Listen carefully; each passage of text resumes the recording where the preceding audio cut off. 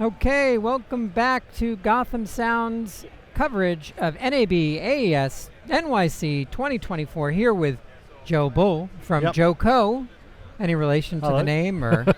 Just a little. Just a little. Okay, great. So really talking about JoeCo, I know you've got the bandmate coming out soon, but also just want to do a refresh because I feel like we haven't talked about the JoeCo products in a while, and they're still a great solution. What we at JoeCo have always concentrated on is large track counts for either recording or replay. So this was one of the first units we ever brought out, which is our 24-channel black box. It has 24 analog inputs, has 24 analog outputs. It has analog relays across every input to every output. So even if you've got it in line between your microphones and your mixing console and the power goes, the analog relays there will make sure that you don't lose front of house audio. Because it's designed for live work. Likewise, this top unit here is a 64 channel. This one happens to be MADI, but we've also got a Dante version, almost identical inside apart from the interface itself. It'll record, again, 64 channels of 48K 24-bit. Everything gets recorded in broadcast wave files directly onto a USB stick. That's amazing. But can I just stop you for that? Is there any particular spec on the USB drive, or is the it biggest and fastest you can buy? The biggest and fastest you can buy. Perfect. What is the biggest drive that you've seen? The biggest one, typically now, people are going for 512 gigabyte, but you can buy memory sticks at a terabyte. And they work just as well. Wow. But don't try and use it with an old 16 kilobyte or 16 megabyte sort of freebie that you got given about 25 years ago and has been stuffed inside the drawer, because it probably won't be fast enough. I see. I've used these a lot. I used them on an Oprah show for a little while, and then I used them on a reality show.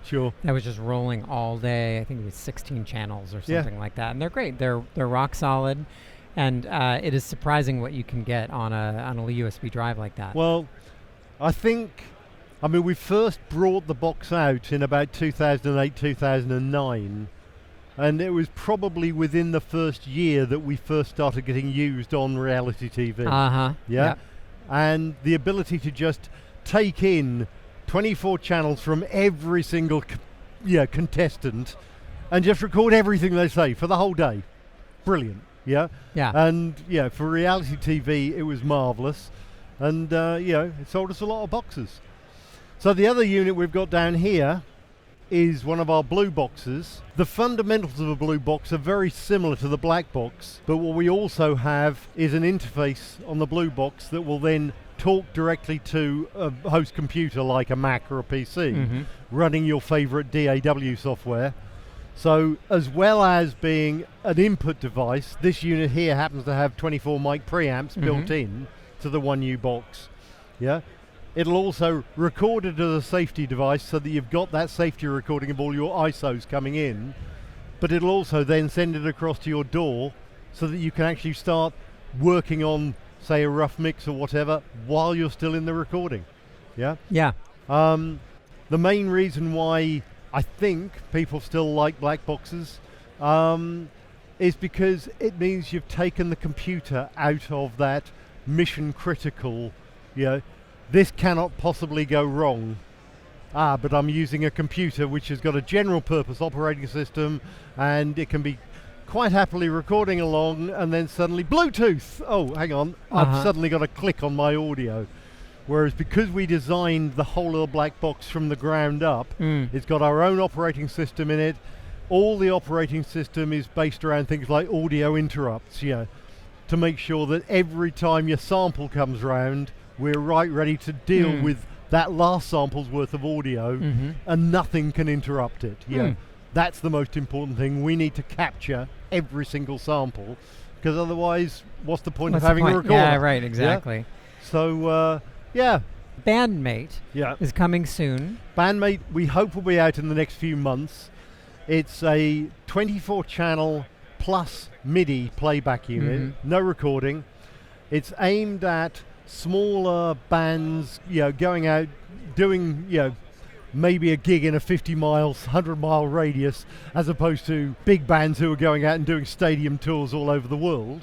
But because it's also got MIDI playback, it means that not only can you bring out the audio sources that you just can't physically play on stage, because of personnel or whatever, right.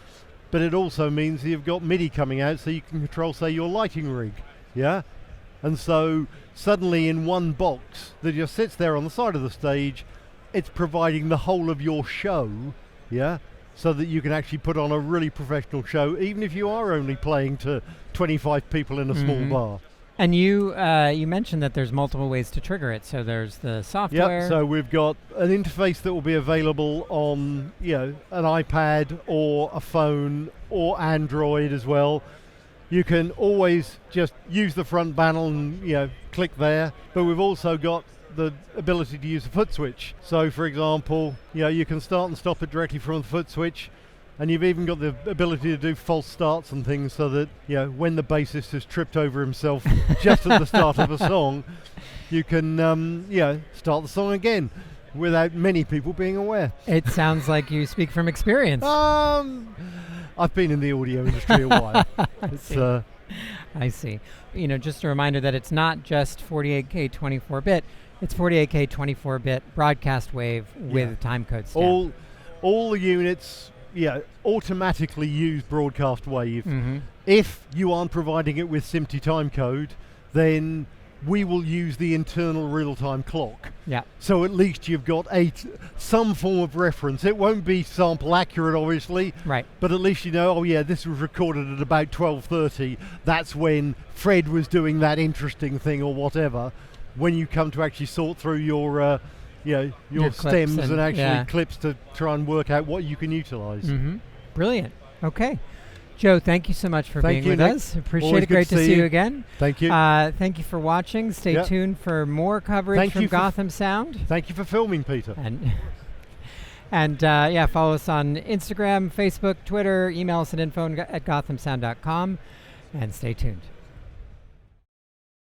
Sorry, you're about to ask something. No, you keep going. I'll just waffle until someone tells me to shut up. Okay.